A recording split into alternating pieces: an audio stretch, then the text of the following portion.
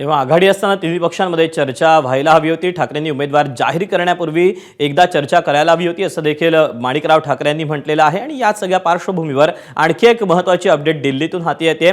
काँग्रेसचे प्रदेशाध्यक्ष हर्षवर्धन सकपाळ हे दिल्लीतून मुंबईकडे रवाना झालेले आहेत। एबी फॉर्म श्रीनिवास बिक्कड घेऊन जाणार आहेत आणि उमेदवाराचं नाव आज रात्री किंवा उद्या सकाळी जाहीर केलं जाईल असं आता काँग्रेसच्या सूत्रांकडून समजतं आहे।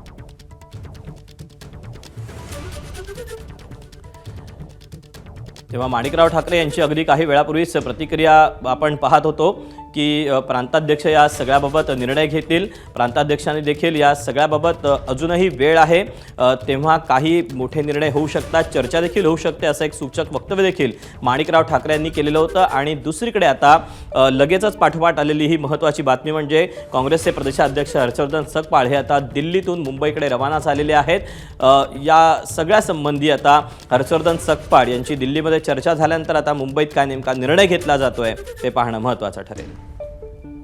अपडेट जाणून घ्या, सोमेश कोलगे आपल्यासोबत आहे। सोमेश, एकीकडे दिल्लीमध्ये बऱ्याच घडामोडी घडतात आणि अशातच आता काँग्रेसचे प्रांताध्यक्ष हे मुंबईकडे रवाना झाले, तर काय नेमकं दिल्लीमध्ये घडलंय, काय अपडेट मिळतात?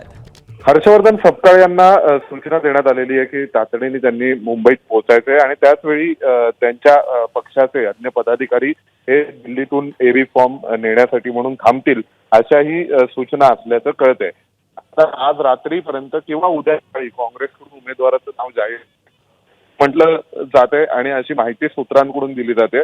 पण दुसऱ्या बाजूला नुकतंच माणिकराव कोकाटे काँग्रेस नेते यांनी माध्यमांशी संवाद साधताना असं म्हटलंय की अजूनपर्यंत एकमेकांच्या विरोधात लढण्याची वेळ आलेली नाहीये, अजूनही विचार व्हायचा किंवा संवाद व्हायला अजूनही संधी आहे, त्यामुळे कदाचित पुन्हा काँग्रेस आपली भूमिका बदलूही शकता अशी अपेक्षा आहे। परंतु दुसऱ्या बाजूला सध्या उद्धव ठाकरेंच्या ऐवजी परस्पर शिवसेनेने दुसरा उमेदवार दिल्यामुळे काँग्रेसमध्ये मात्र खळबळ माजली आहे आणि ती राजधानी दिल्लीत त्याचे पडसाद उमटत आहेत।